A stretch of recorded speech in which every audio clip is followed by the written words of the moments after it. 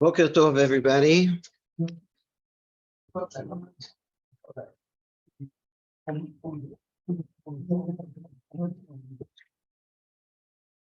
Boker Tov, everybody.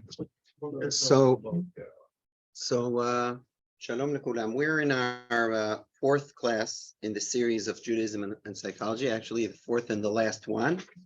I apologize, we could have gone more. I have also about emotions and dreams. There's a whole more to come. And actually, this week's parsha, closely related to the topics that we were dealing at the end about motivations. So this week's parsha, I even gave it here in this form, but let's say like 4 years ago. Can we make deals with HaKadosh Baruch Hu? That has to do with our parsha, meaning in terms of if you'll be good to me, then I commit to learn one more Mishnah. If you'll find me a parking slot, then I commit to do. Yeah, there is. So I have a whole shir on that based on this week's parsha, but that's not that's like the natural continuation of these topics. But we'll have to finish with this series with the unit that we're going to do now, that I humbly believe is pretty innovative, and I'll explain why, because I haven't seen someone really directly discussing that. I've seen one. I was very happy to find him raising the question that motivated me in the exploration, and then at the end I found that I was mechaven. We'll see that. But the innovation is I think the ability to make a distinction between different models that answer, meaning there are different ways to answer the question that we're gonna raise up here. And I'll explain. Just again to give the overview and the framework. At the beginning, we started the series with freedom of choice. Okay. Then we spoke about lishma and shelo lishma, meaning or in the language of educational psychology, extrinsic motivation versus intrinsic motivation. We've analyzed what we've seen regarding this topic of lishma and shelo lishma, and it's important for me just to mamash say briefly, is we've seen a difference between, let's say, Tosfot on the one extreme versus Maharach or Zarua on the other extreme, and Maimonides not as extreme as Maharach or Zarua, but definitely, as I see it, qualitatively different than Tosfot regarding the following question. And it's important for me to repeat it because we will see that this question serves as a certain nafkamina, we'll say, regarding it has ramifications regarding the topic that we'll discuss today. So that's why I have to say it. We've seen that Tosfot, for instance, thought that avodas Hashem shelo lishma, meaning for an extrinsic motivation, for a kavod, okay, that it has a value. It's not valueless. It has a value on its own. It is not the ideal, but it has a value. Not only, and here as a means to reach, not that the only value, let's say, we'll go back to the examples that were mentioned, the practical examples that were mentioned by some of the crowd here. Someone donates, and let's say, I'm just giving an extreme, it's purely for honor. There's not, all the motivation is extrinsic. He wants to show off, whatever. That's it. So here I present two approaches. Tosfos three actually, but I'll say Tosfos approach is there's a value in this. He did a good deed. At the bottom line, the action, the result, he did a good deed. Meaning the value is not only because that is the path that one day he will reach doing good deeds for its sake. No, it has a value, an intrinsic value of its own. It also serves as a means in the path to someday, Bezrat Hashem, reach a higher motivation to that good deed. That's Tosfot's approach. We've seen that in a very extreme way because Tosfot, in a very surprising way, that I think most people are not aware of. The Mishnah, Antignos ish socho, directing us, Al tiyu kavadim, don't be as servants who serve their rabbi, their master in order to get reward. Rather, do it in order not to get reward, or not for reward.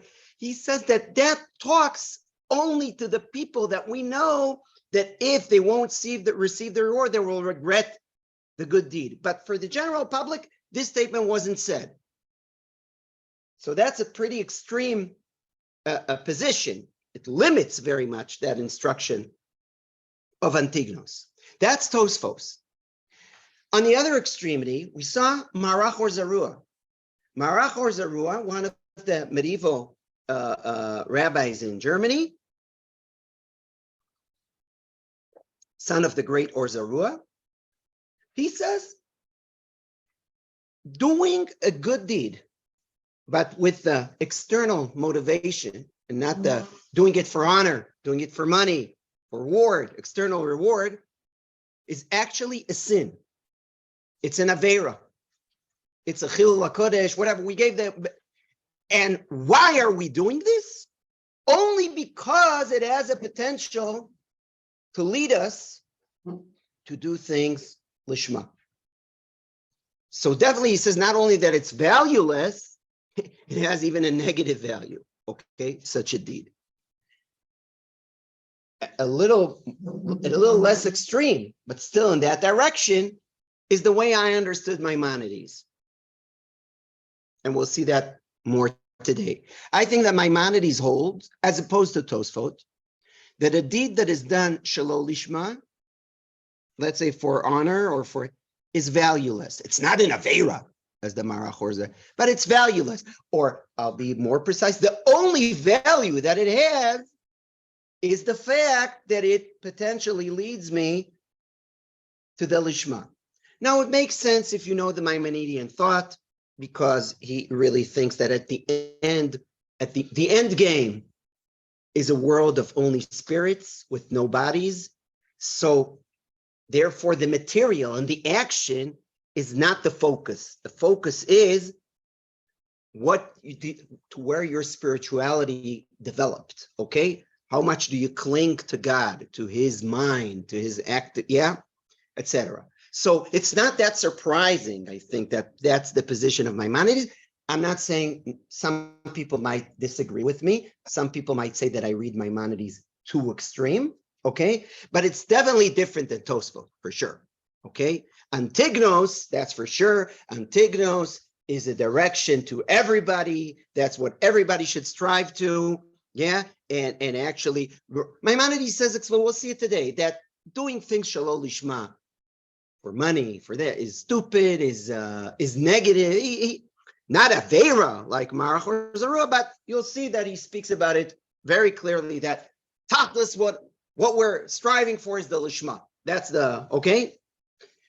Of course, these questions can touch, differences between Hasidim and Mitnagdim, how much the inner world Kavanah counts, how much the actions count.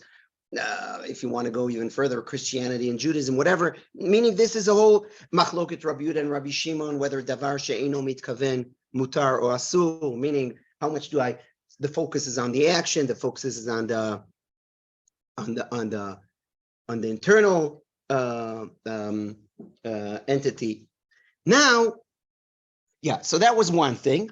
And that's why I elaborated on it a little bit, because it will serve us in the exploration today. I'm just commenting at the end of last week's class, I also touched a certain question that, by the way, I didn't see very many dealing with. And that is, when I say lishma, what is the ideal lishma? And we said it could be that I'm doing it out of love to Hashem. I'm doing it out of believing in Hashem, the commander, that he's commanding me the truth. So I'm doing now true things. I want to cling to the truth. I want a relationship with Hashem, or I internalize the value. Like, as we said, in Bein Adam Lechavero, it's very easy. I'm helping the lady cross the street because it's a good thing. Yeah, and I don't, okay? Identifying with the action itself, yeah? Which is the most similar to that kid drawing and enjoying the drawing. And I I gave the analogy to a classroom, but at the end of the day, we've seen a machloket between Abarbanel and the Maharal. What is the ideal of Avodat Hashem? Is it out of a relationship, out of Hakarat HaTov? Yeah, that's the Abarbanel. Goes well with the Rabbi Yehuda Halevi's approach of Anochi, yeah? Or the Maharal Maimonidean approach, I'm doing it because I want to cling to God as the greatness, yeah, etc. Yes, Paul, and then we'll. In the book on the revolt by Menachem Begin, he asked the question: does the ends justify the means, and does all the ends justify all the means? That is a question that we didn't deal with directly. It came up when we mentioned Aveira Lishma.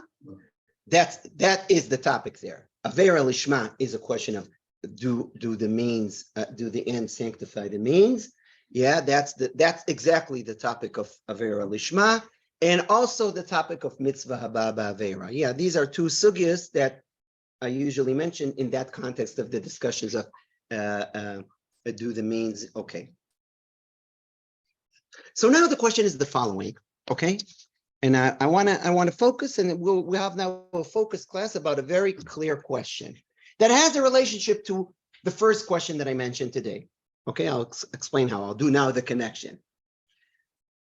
Okay, there is a saying in the Talmud that the Rambam rules halacha l'maisa in his code book, and even the Marach or Zarua rules it halacha l'maisa. Okay, what is that? Amar Rav Yehuda Amar Rav. So we're talking about first generation of Amoraim. Rav, as you know, is a transition between the Amoraim and the Tanaim. He was a student of Rabbi, the author of the Minhag, went to Babylonia, and really one of the establishers, he and Shmuel, of the whole Babylonian Talmud school.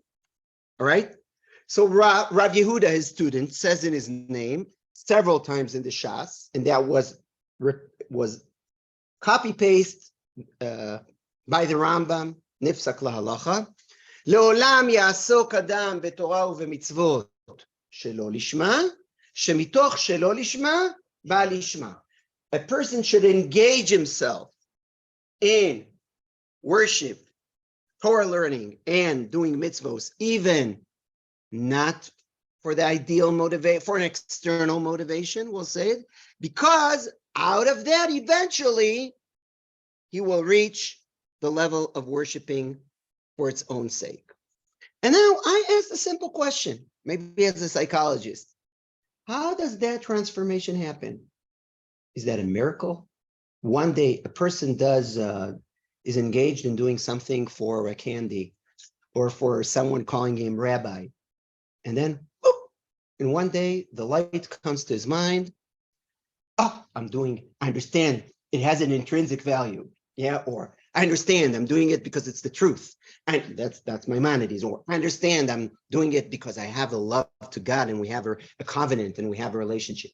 Okay? Or you feel good.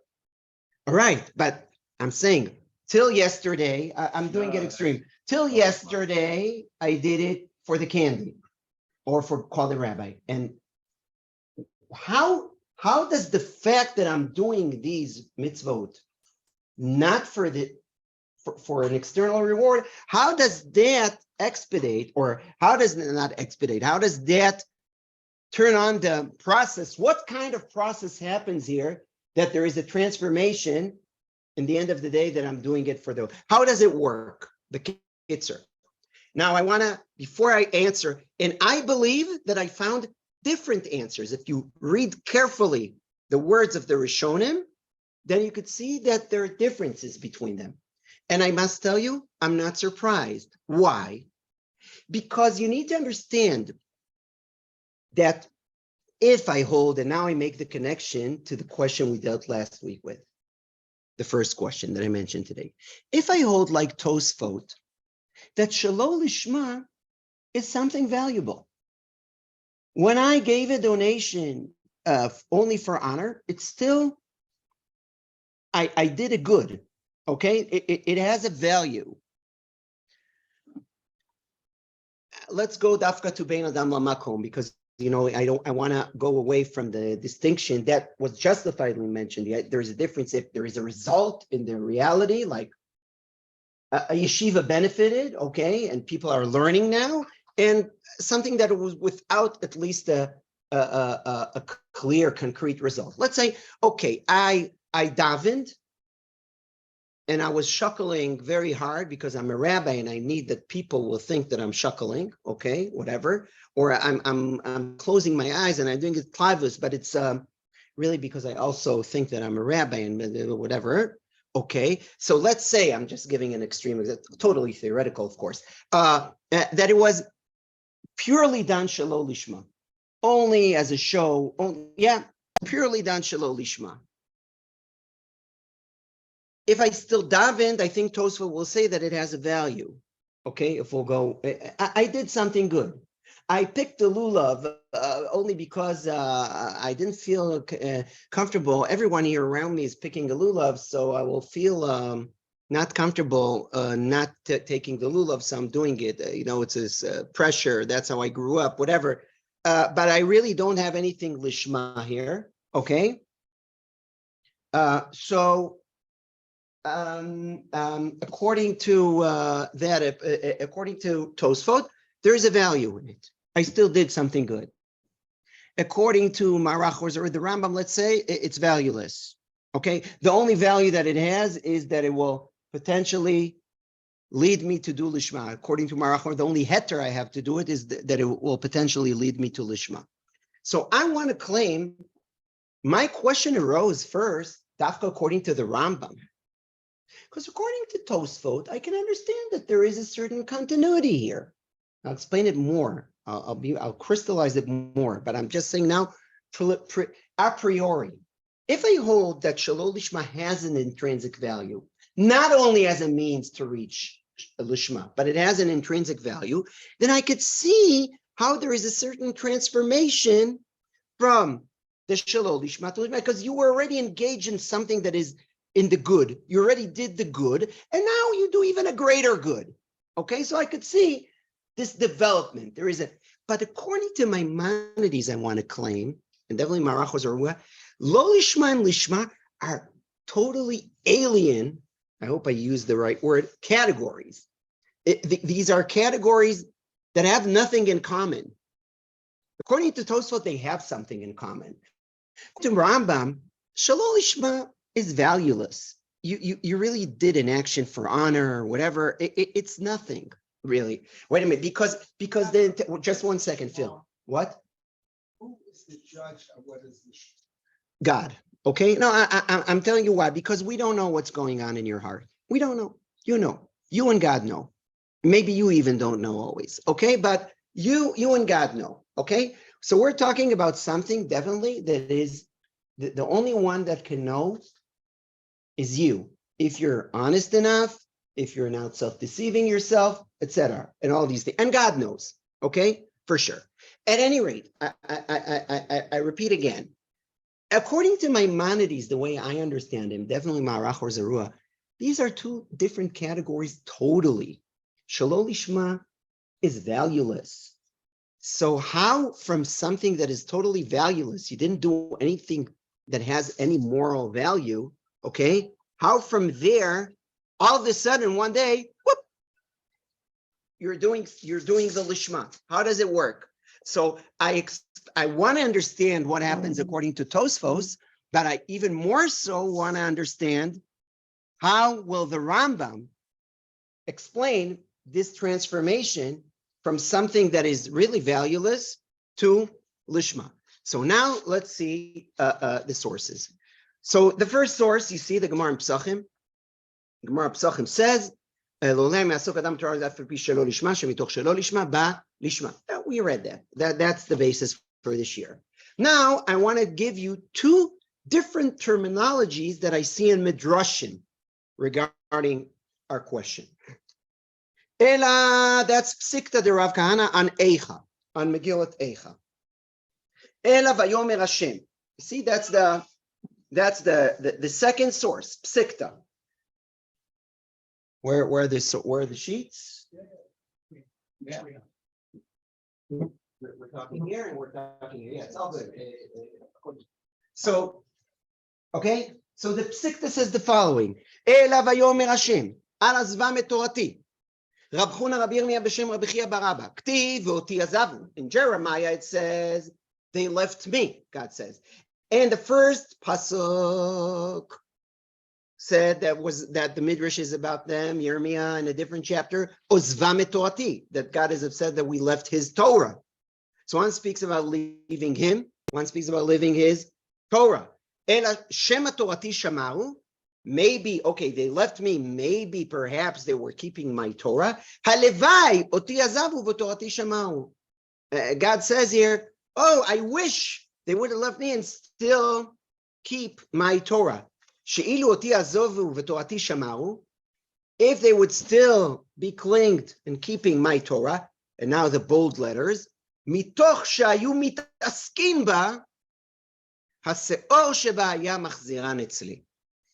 That's the term. Since they were dealing, if they were busy and learning and dealing with my Torah and keeping it, then it's seor. Seor is from the chama. That's the material that causes the dough to become chametz. Seor. Lo yalecha chametz, lo yalecha seor. Yeast. The yeast that is intrinsic in the Torah, it's a certain ingredient that is in the Torah that would cause them to what? Triggered to the good. I mean, so he says, I wish, says God, that unfortunately they left both me and my Torah. If they would have kept my Torah, then just by learning it, even after they left me, or dealing with it, that yield that is in that ingredient, that skula that is in the Torah would arise them, and cause them to come back to me, Rav Huna Omer, and consequently, Rav Huna is saying, and I just want to comment, Rav Yehuda and Rav Huna were both the students of Rav. So you see that it's something that went in the Beit Midrash of Rav, because in the Babylonian Talmud, it's Rav Yehuda, and here it's Rav Huna, but they were colleagues, they were both students of Rav. Rav Huna Amar, Lemad Torah, learn Torah, Af al pi shelo lishma, shemitoch she'at lamed ota shelo lishma, because as you learn it, even not for honor, for money, mikeivan she'at mitasek ba, at chozer ve'oseh ota lishma. Here, the term, as you see, is mitasek.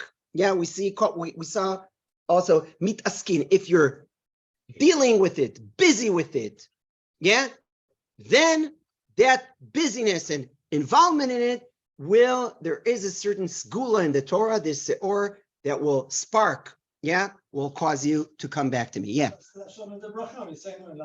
Nachon. Now let's see it the Eicharaba. So what we saw here, a preliminary thought, there is some skula in the Torah, some yield, that engines you, now let's see the Eicharaba. So how is the transformation happening? The transformation from Shelo Lishma to Lishma happens because the Torah, the material itself, has a certain virtue, a certain skula, yield that yeast that causes this thing.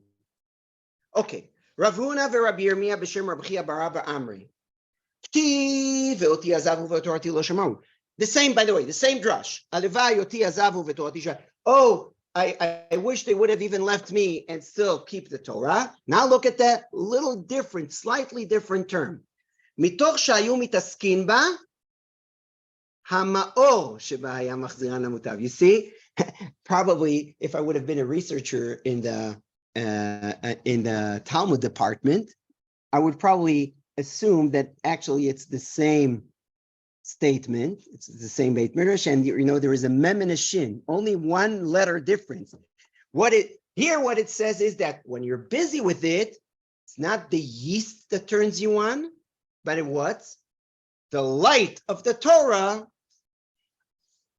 will cause you to get back to the good things. Rav Huna Amar, and here the same, Rav Huna Amar l'mat Torah v'shna shemitoch shelo lishma ba lishma. So both of them speak about when you're busy with the Torah, there's something in the Torah that will cause that transformation. The only difference is, what is it? According to the first one, it's the yeast. meaning there is some intrinsic skula that triggers you, turns you, engines you, and returns you to the proper motivation. And the second source is a little more easier, I think, to understand. It meaning less skuladik, okay? You're busy with the Torah, with the mitzvos. You're doing it for reward. You're doing it for honor. You're doing what?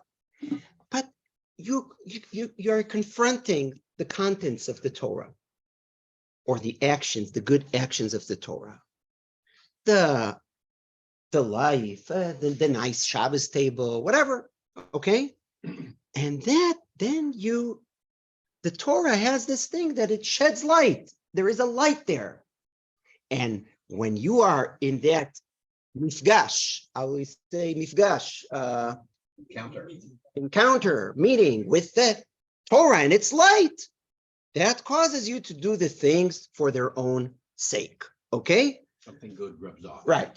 So this is really the difference. Is it a skula, an intrinsic skula that kinds of triggers you, engines you? That's the yeast version, and the light version is, as I mentioned. Now let's see the Rambam, because if you remember, my biggest question was on the Rambam. So let's let the Rambam speak and explain.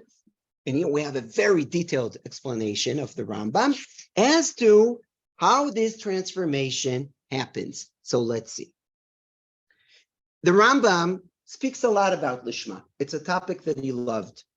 Not love, it seemed to him very important. He ends Hilchos Shuva and actually Sefer Hamada, which is the volume in his code book, which is the most important one in terms of belief. So he chooses to end this volume, 10th chapter of Hilchos Tshuva, all dedicated to this topic, that it's important that we are striving to worship Lishma. And the only reason that the little children and women, of course, he says, and we direct them to do Shalom Lishma, is because it will lead us to Lishma, etc. Now, he has a very elaborated explanation that I even shortened it a little bit, unfortunately, even though it's worth reading all of it. In his introduction to the 10th chapter of Perek Chelek of Sanhedrin, he speaks about the topic, giving a certain parable. Naniach, you see, that's the first word, naniach. A young boy went to his educator to learn Torah. I'm just wondering, and for the sake of time, I'll read every sentence in Hebrew and translate it, or anyone who wants will follow the Hebrew while I'm translating. How do you prefer doing it? I just think it will be more economical.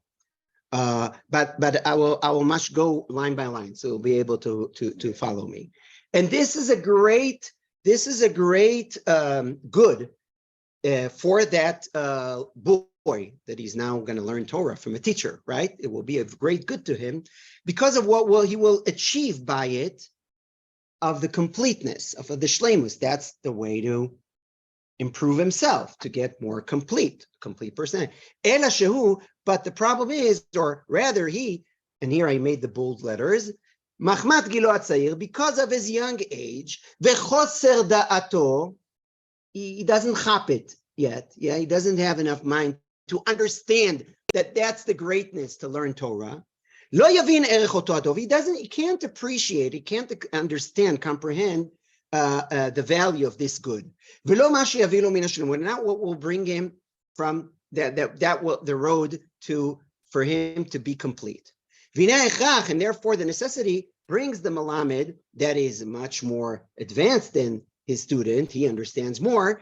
Lezarzo al halimud b'davar chaviv alav, to motivate this student to learn with something that he would like, and that is corresponding to his young age.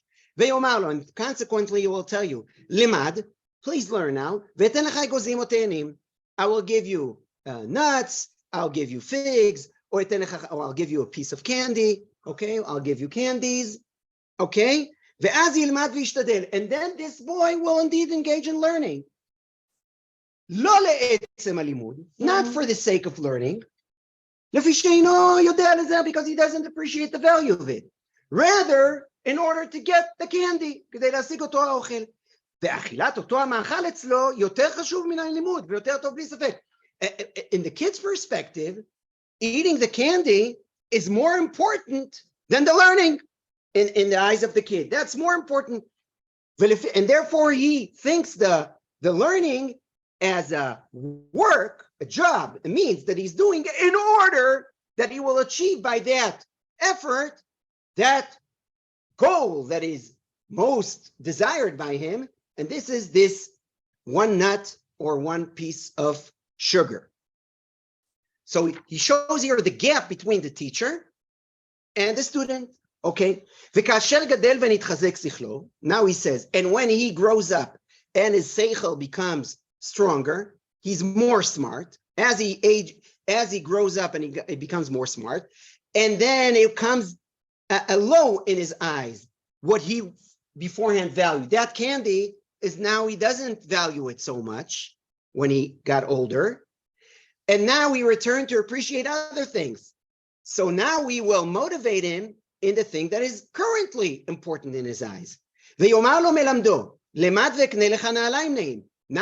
the Melamed will not motivate him by candies, because now he doesn't value candies that much, but he will promise him other rewards like shoes or clothes. And then still that older boy, he is not making the effort for the learning, but for the clothes or the shoes. And these are more important in his eyes, the shoes, than the learning. And that's the sake of the learning. And now he's aging more, and now the shoes are not that valued by him. Then we motivate him in something that is greater than that. We will tell, the teacher will tell him, learn this chapter and I'll give you money. I'll give you, because now he values money.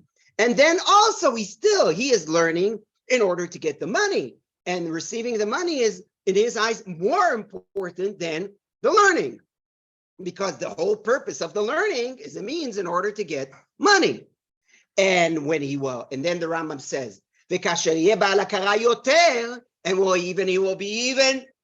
he will grow, develop even more cognitively.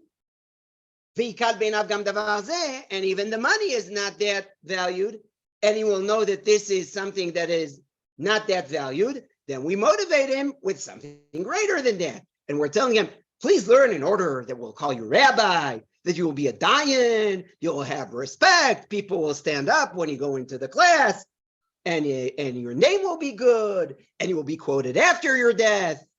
And then he will learn and make ishtadlus in order to get that virtue. And again, he says, the Rambam, still, the purpose is to receive honor. And that's more important for him than the actual learning. And then the Rambam concludes, look at that. V'kol ze, I'm in the first row, bolded letters, first row in the second page. V'kol ze megune. Look at the term. All of this is negative, okay? All of this, including the one that reached the highest level in that bad, meaning that he was learning not for money, he's learning that he'll be quoted. Kol ze megune. However, but we must do it, מחמת קלות דעת האדם, because people, their abstract thought is not that developed. They want concrete things. They want tachlis, and that's because their brains, meaning they're not developed enough cognitively. שעושה תכלית הלימוד דבר אחר חוץ מן הלימוד, because they all need a concrete purpose that is external to the actual value. And you will say, why am I learning this? וזהו אצל חכמים שלא לשמה. This is שלא לשמה. Okay, I'm skipping a little bit. Yeah, and then they say, and they warned us not to go in this way. Yeah, and they say, don't make the Torah of Hashem Parnasa. We know that this is a pressing issue. Now we understand why the Rambam is such a fighter against getting money for learning. I'm in the bolded letters, something like 7 rows from the top. Rather, the right way is that the purpose of the learning should be only gain knowledge of God. The only purpose of the truth is to know the truth. And all the mitzvos are the truth. Their end is just doing them, intrinsic. And it's forbidden for the complete person to say, if I did these things, what will be my reward? Because it's like the boy asking, if I'm going to learn now, what will be given to me? Because we have seen חוסר דעתו, שאינו מבין ערך הדבר הזה, הוא מבקש לתכלית תכלית. נענה לו לפי ערך שכלותו, ענה כסיל כאיוולתו. Because this is out of stupidity. That's what he says. If you're smart enough, you understand. If you're smart enough, you understand that the purpose of the thing is intrinsic, is just doing the right thing. And our rabbis warned us in that. Here it was explained to us that this topic, and it was clarified that the whole purpose of mitzvot, that's the whole purpose of mitzvot and the emunah, and one that will ignore this principle is just stupid, because he is his cognitive development, that's how is too concrete, is not developed enough cognitively. Okay, and that's the mile of Avraham Avinu. And since our rabbis, now I'm starting the whole chunk of bold letters, okay? The whole end, you see, are a chunk of bold letters. I'm there. Or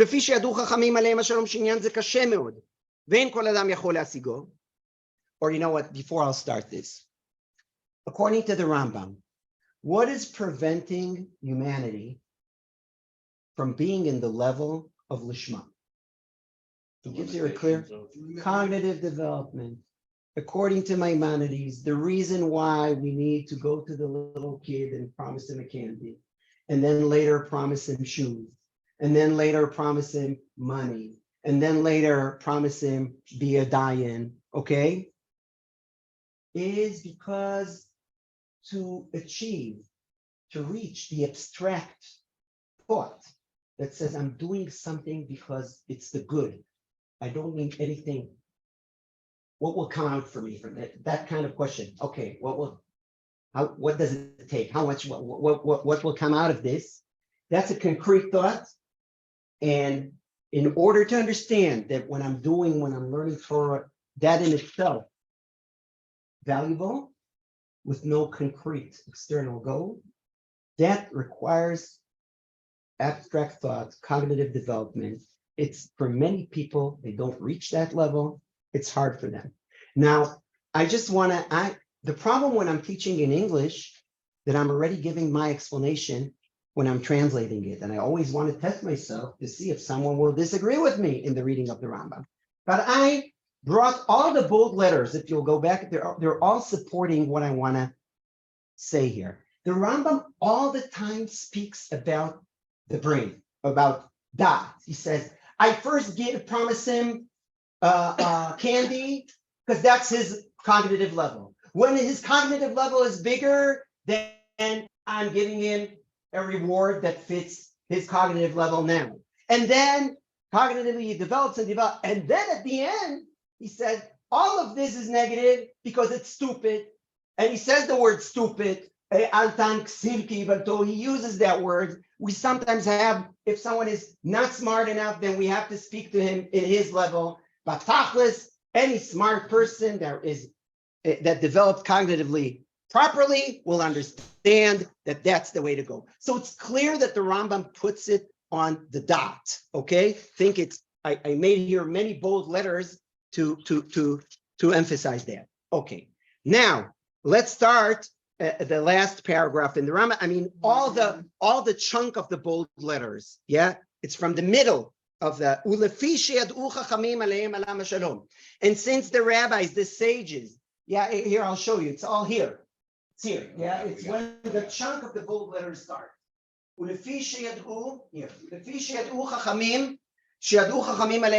the sages knew that this thing is very hard to achieve, and not every person can reach that level of abstractness. And if they will even achieve it, they won't, at first glance, they will say it's not the true thing. Why? Because an ordinary way of a common way of a person is not to do something, but to do it only for a purpose. A rationality, says Rambam. What is a rational person? A rational person does something only if there is a goal. Okay? You're not doing something if there's no goal in it. So therefore, people are doing things in order to achieve pleasure or to refrain from a damage. And therefore, and if not, it's an unnecessary deed. So therefore, how could you say to a person, a Torah person, do these things or don't do these things, not because of fear of a punishment from God and not for a hope of reward? This is very hard because not everyone is like Avraham Avinu that understood that I'm just doing things out of love to Hashem or out of truth. Okay, and therefore, since this level of doing things l'chora for no goal, no concrete goal, but doing it only because they're true, since this is very hard to comprehend, he says, therefore, there's a heter. Look, it's mamash almost like the Marach or Zarua, but not, he's not saying it's an Avera, but I'm saying, therefore, the sages gave permission to the masses that they will remain in their limited understanding and will do things in order to achieve reward, okay? And in order to not get punishments. And we even encourage them to engage in Torah and mitzvos for seeking reward and refraining from punishment. And we're doing that, encouraging them until the one till they will reach the truth. Just like we did to that young boy when we taught him to learn, like the parable that we gave. And Antignos Ish Zocho, actually some of the sages were upset with him that he publicized that secret that could trap people, as happened to his two students. His two students became Tzadok and Vitus because they said, so what he's really saying that there's no punishment and reward, so we won't do anything. Yeah, and of course that's not what he meant. He didn't say there's no punishment and reward. He just said your motivation, you shouldn't be motivated by that. But at any rate, Maimonides brings that as an example of that this is a thing that is hard to comprehend. Not everyone can identify with it. Okay, so therefore, the educational way is to first encourage the people that didn't reach that level to do things for reward and punishment. And eventually, some of them will hop cognitively the truth. Okay? And then he says, and the crowd are not totally losing by doing the mitzvos out of motivation for reward and not punishment. Only they're not complete. Aval mutav lahem bekach. It's better that they will do this way. And look, kedei shetikne lahem chuna ve'achshara lekiyum haTorah. You see that letter that in order that they will have a preparation and readiness to do the Torah. And then they will hopefully transfer to the truth and will be worshiping out of love. And this is what the sages said. You should always engage yourself, even shalol lishma, shemetoch shalol lishma ba'al lishma. So now I want to ask you, at the end of the day, we read it, took the time. I'm not regretting it. Maimonides, I asked Maimonides a question. How is that transformation happening? I sharpened the question, and now you see that I didn't bluff you. The Rambam clearly says that Shalol Lishma is meguneh. It's something, it's not negative, valueless, okay? And there's a heter for the crowd, for the masses to do it, because that's the way they will reach Lishma, okay? So, what happens? How eventually, according to Maimonides, a boy and then a teenager and whatever was engaged in doing things Shalol Lishma, How does he reach at the end of the day? What causes the change? He answers it. He doesn't answer it? No, I think we kind of answered it. He doesn't. Yeah, All right. He's saying, well, it's the best of the bad option. Of course, but I'm saying, how does it happen? No, but he's looking at the intellectual Nachon development. development. Very good, very good. It's incremental. What? It's incremental. Uh, You keep going. from the candy Incremental. Some point, something. So the answer, yeah, Harold? No, No, I think this is so typical of the Rambam. it is. Because the Rambam does not believe that everyone can achieve. I mean, even though he Right. says everybody can be a Moshe Rabbeinu, but Right, really, you're right, you're right. but he calls people who believe that midrash and they believe it literally. He calls them idiots. Nachon, And I think in the that Rambam same says introduction, that- by the way. that there are a select few who have intrinsic cognitive development that will achieve So lishma, here, and everybody else. so, low okay, lishma. that's another point, but here I want to tell you, first of all, and here it's really Judaism and psychology, okay? I'll explain. Maimonides, clearly, I'll tell you the answer, and then I really want to run to other alternative answers that are totally different in my eyes than Maimonides, okay? But Maimonides says it's a very simple answer. How does the transformation happen? One day, the answer is cognitive development. You grow, you have cognitive development. First, you are very concrete. Okay, he follows Piaget. Read the Rambam. Okay, I'm just saying metaphorically. Or okay, Piaget says that that there are stages in cognitive development, and it's from the very concrete and not flexible to the most abstract. And there's some qualitative steps of jumps in levels of abstractness, okay? Like at first you mamish think about the here and now, and then your thought is not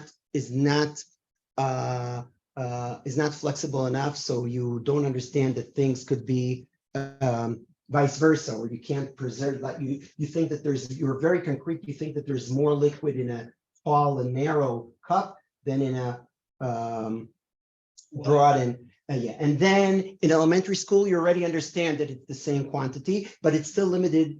So your thought is more abstract, but it's still and more flexible, but it's still limited to the concrete objects.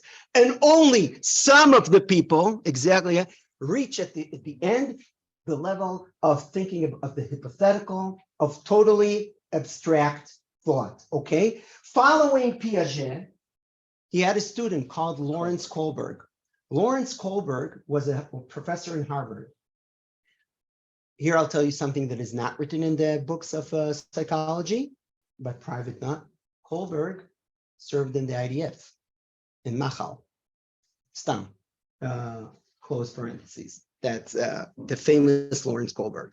At any rate, Lawrence Kohlberg took Piaget's model of development of cognitive thought from the concrete to the abstract, and he applied it to moral judgment. And that's exactly like Maimonides here. At the first level, you have the pre-conventional level of moral judgment. What is the good? Why am I doing good or bad when I have a moral dilemma? Or what is the good act to do when I have a moral dilemma? The thing, a very egocentric thought. I want to refrain from punishment. I don't want the police to catch me, whatever. That's the most pre-conventional moral judgment level. Then the conventional level is, I'm doing it because it's the law. I'm not thinking only about myself. I take the society's perspective, or I want to be a good boy. I want people to say that I'm a good person.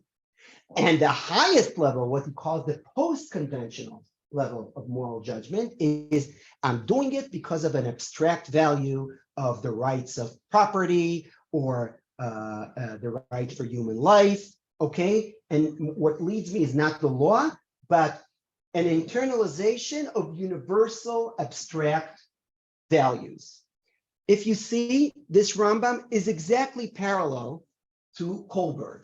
There is a cognitive development. At first, the rewards are developing corresponding to the cognitive development. And the highest cognitive development is what?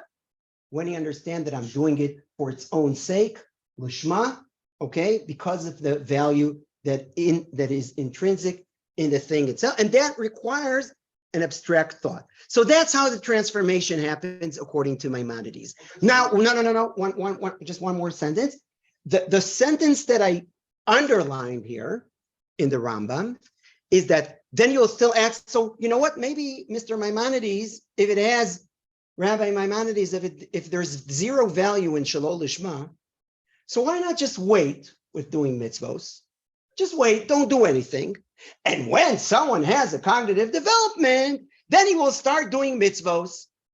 Answer, I think the Rambam identified this potential question, and he said, well, the reason why we're doing that, they will have preparation for doing the good act, meaning they need to do the good acts, even if it's valueless because their motivation is concrete, whatever.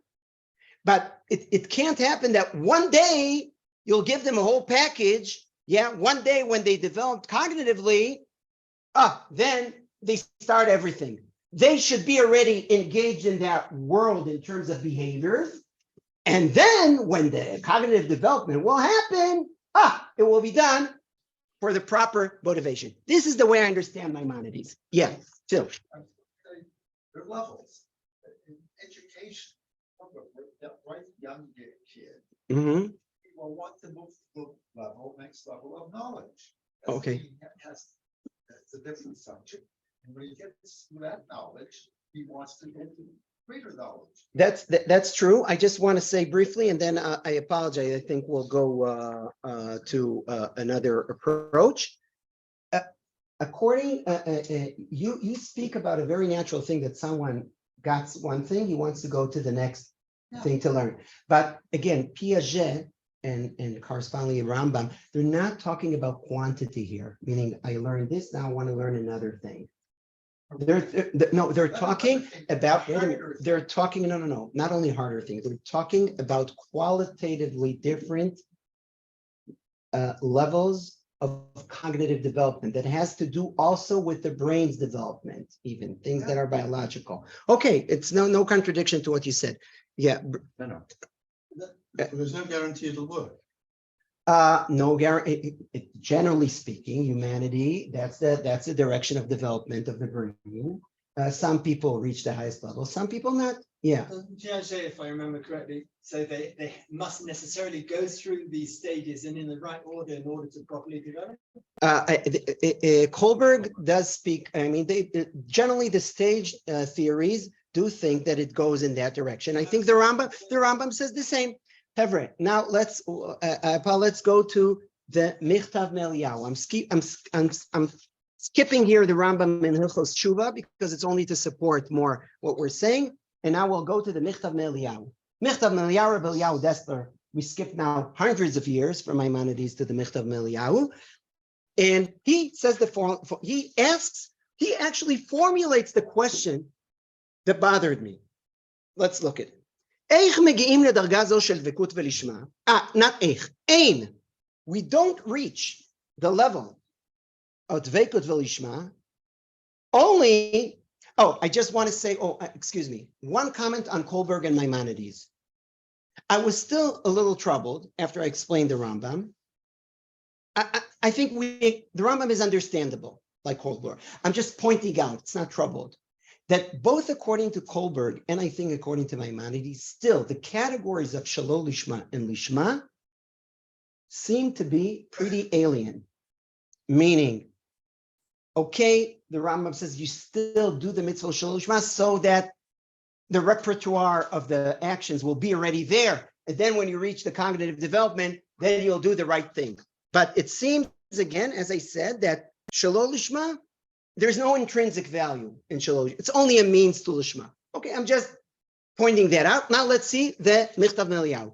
אין מגיעים לדרגה זו של דבקות ולשמה, אלא דרך דרגה שלא לשמה. You only achieve Lishma going through Shalol Lishma. And now he quotes the Gemara. Now I'm going to the bold letters. אך מהלך זה צריך עיון. cries Michtav Eliyahu. This is something that is hard to understand. This mitoch shelo lishma ba lishma. Ki harei lishma v'shelo lishma shnei olamot nifradim hem. You see, that's a very Maimonidean talk, right? As I explained, these are two different worlds. How is there a transformation from two different worlds? Lishma olam shel netina. Lishma is a world of giving, of sacrificing yourself, love, outwards, not egocentric, the opposite of being egocentric. Lishma. Shelo lishma is a world of loving yourself, self-love, biases, negiot, ufniot. Ech efshar shivane gesher benehem. How is there a bridge between them? Klum efshar sheyetze davar mitoch hipucho, that something that is opposite of another thing will come out of it. So it couldn't have been stated better. Exactly the question that I started this year with, Michtav Eliyahu. I was happy to see that he raises that. And then look at what he answers. Be'emet laman, we gave the Maimonidean answer. We gave the Psikta's answer and the Eicha Rabbah answer. Yeah, and that okay? Mitaskim ba, ma'or sheba, se'or sheba, and we gave the Rambam's answer, which was totally different. According to the Maimonides, by the way, it's not ha-ma'or sheba, and it's not ha-se'or sheba. It's just cognitive development. Okay, so Maimonides was definitely different than what we saw in the Psikta and the Midrash. But look at what he says. באמת למדנו שעניין זה הוא סוד מסודות התורה. Okay, it's a secret, meaning it's a very good question, what we said. אבל ביארנו שסוד אינו מה שאין רוצים בשמיים לגלות לנו. Now he even extremes it. He says, sharpens it. A secret is not something that heaven don't want to reveal to us.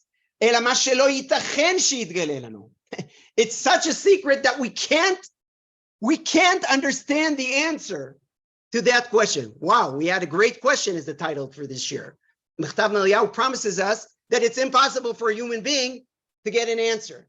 כך לא נוכל להשיג את המהלך ההתפתחות וההתהפכות של שלא לשמה אלא לשמה. We won't be able to comprehend this. Only our sages told us that.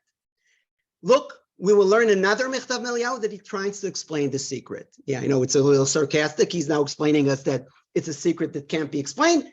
He will help us understand, but I will. Okay, let's now first go to the Sefer HaChinuch.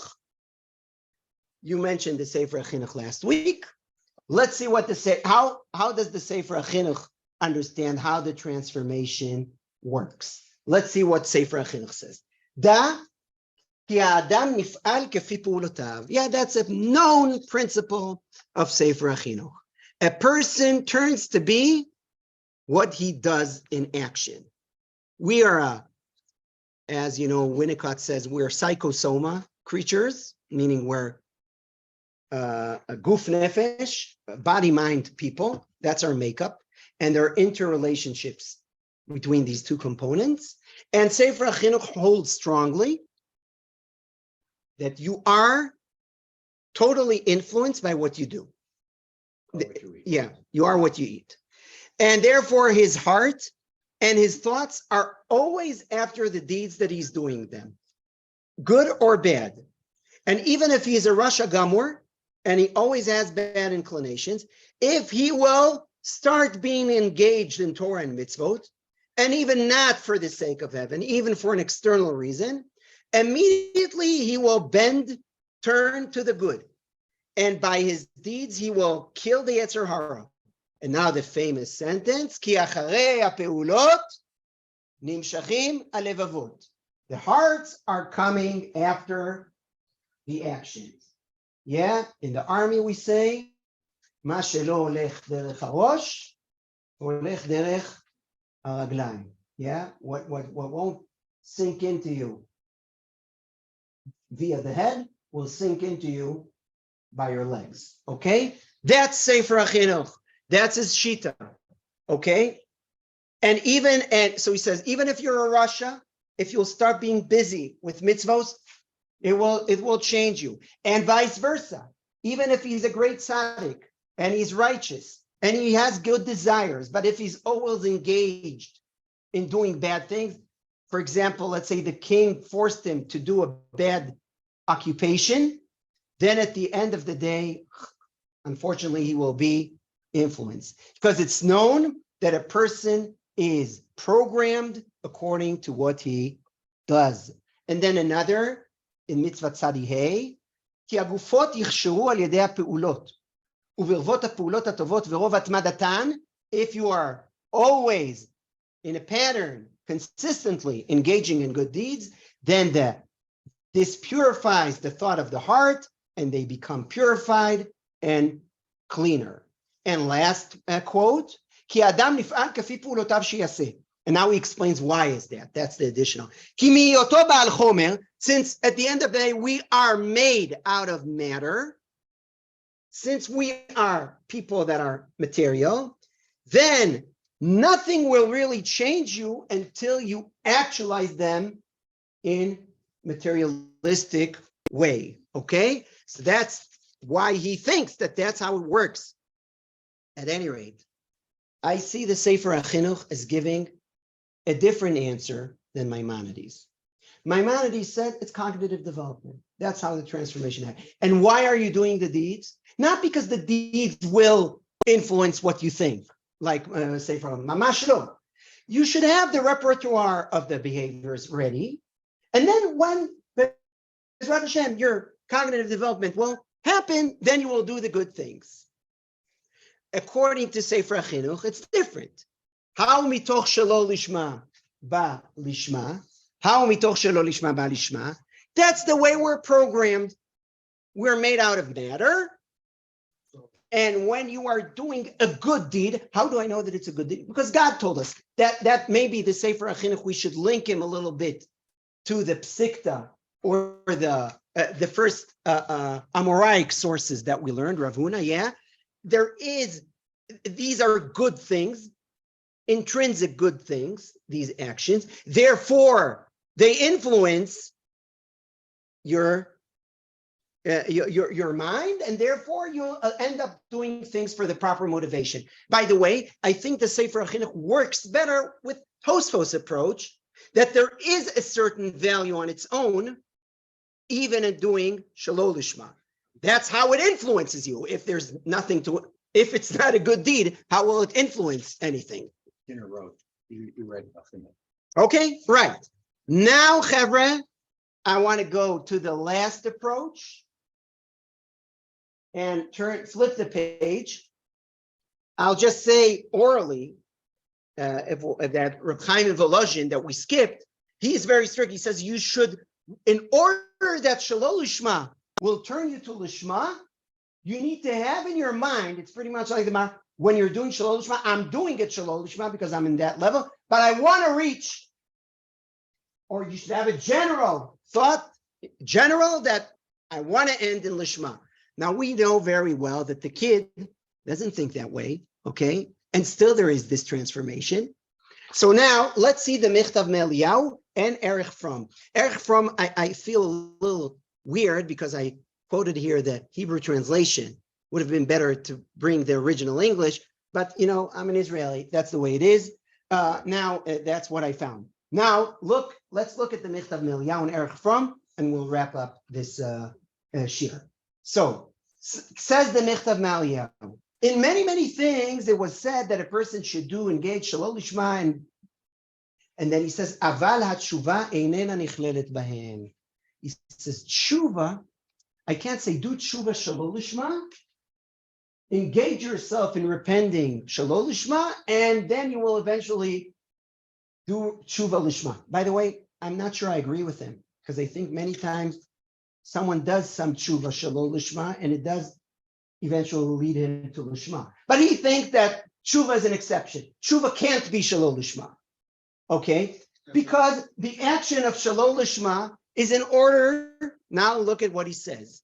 The action of Shelo Lishma hi leshamesh, now the bold letters, kesiyua lanekuda hapnimit. Remember he talked about secret? It is in order to enhance and help the inner core, the inner point. And by triggering that, he's really having a dialogue here with a yeast in the Torah that is turning you back. But here he talks not the yeast in there, the yeast that is inside you. When you learn Torah or do mitzvos, shalol lishma, he says what happens is that helps that internal point and is removing all the barriers and all the things that prevent you in order to develop to the lishma. Okay? But tshuva, it should be itself the inner point. So therefore, I can't think of tshuva shalol lishma as a means to tshuva lishma. Now, that's not I don't want to focus on this. I want to extract from the Michtav Meliyahu how he thinks the transformation happened. So we already saw that he thinks that by doing something shalol lishma, you touch a certain core of good, and that in itself helps to develop eventually to do lishma. Again, I think the Michtav Meliyahu, unlike the Rambam here, understand that there is a certain value, much like Sefer HaChinuch, even in doing something shalol lishma. Now he gives the example. For example, someone who takes a lulav shalol lishma, only out of a habit or for honor, but he still made that commandment, fulfilled that. And because in every Jew there is some inner point, core of Kedusha, so now I'm jumping to the bold letters, Etzem asiyat mitzvah, the very, very fact that he did the mitzvah, even shalol lishma, is already arising the little lishma that is hidden in his heart. And in that already he evolved, he advanced, he went up, elevated himself from his previous condition. And it's more than that. Now he comes to the chinuch thing. The heart of a person is always sensitive to what he does. Okay, let's now go to the next section. Pei Dalet, Chelakei Pei Dalet. לפי זה צריך להבין איך אפשר שמתוך שלא לשמה יבוא לשמה. The same question that he asked before. By the way, what do we see the answer in the previous paragraph? He says everyone inside here has a certain core of good, even of lishma. And by doing shalol lishma, you trigger it. You already cleansed. Now let's see. Habe'u shenekudat haemet sheba'adam, the true point in the human being, even if it was chased away by the love of lie, and it was covered now, this true point that everyone has in his your neshama is somehow now covered and buried low. He says, but when he's doing good deeds, even if he does it out of external motivations of wanting honor, respect, etc., ma'aseh hatov, the bold letters, the good actions, sof, they reach that hidden, buried, deep point, the true point, and they elevate it from its galus, from its barrier. Okay, so that's the Michtav Meliyahu. So how does he explain the transformation from lishma, l'shalol lishma to lishma? He says there is tachlis, a core of good in any person, and the actions of the good, even if they're done for the extrinsic motivation, are enhancing the development of that goodness, core of good, to get out. Is he speaking only about Jews? No, I didn't see at the beginning. He gives you a quote of the Rambam about mitzvot because he speaks specifically about mitzvot, but not necessarily. And I'll leave time for questions. But the way to understand Michtav Meliyahu here is, of course, as he said, secrets, gula. There is a pure neshama buried in you. Okay, before knowing the Michtav Meliyahu, I answered that question of how is the transformation going from shalol lishma to lishma. What gave me the idea to give my original answer that fits the Tosfos approach is a certain statement in Erech from that is a side remark of him that has nothing to do with the topic, but that what gave me the idea. And I think that might be the pshat also in the Michtav Meliyahu. So it could be either an alternative or actually the explanation of the Michtav Eliyahu. Let's read Erich Fromm. Erich Fromm says here in his book, he says the following thing: words and concepts that are dealing with, that are relating to all kinds of phenomena that have to do with emotional or spiritual mind experiences are developing with the person as he grows. They are changing when he changes. They're alive when he's alive. And now he gives a beautiful example. Listen to that. Meaning he says there are concepts that from birth or from, let's say, 2 years old, you have them, concepts, words. And there's a core of concept that develops. Of course, it changes as you change, but there's still some continuity. And now we will explain. If a 6-year-old kid tells his mom, "Mommy, I love you," he uses the word love, right? He has something, some experience. Yeah, he says, "Mommy, I love you." And he uses that word in order to express a certain experience that he has when he's 6 years old. When he is maturing and he becomes a man, the meaning of the words change when he will tell them to a lady that he loves. So that 6-year-old now is 26 years old, that same kid, and he tells his girlfriend or his wife, "I love you."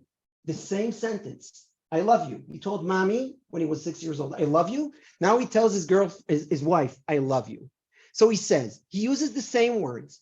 They will, of course, have a much broader meaning, meaning that not broader, they'll have a much wider scope, much more depth, and much more freedom and action that are distinguishing between the love of a man and that of a child. But yet, even though that by the kid, the experience is different when he expresses the word love as opposed to the adult, still there is a common core. Just like a man is different than when he was a child, but still the same person. I think that's a side remark in that book, but I took it as a little, flower that I saw. And just like he uses the word love to illustrate his point, it's clear that the 26-year-old adult and the 6-year-old boy, when they say, "I love you," it is not the same, but it is the same. It's not a coincidence that they use the same word.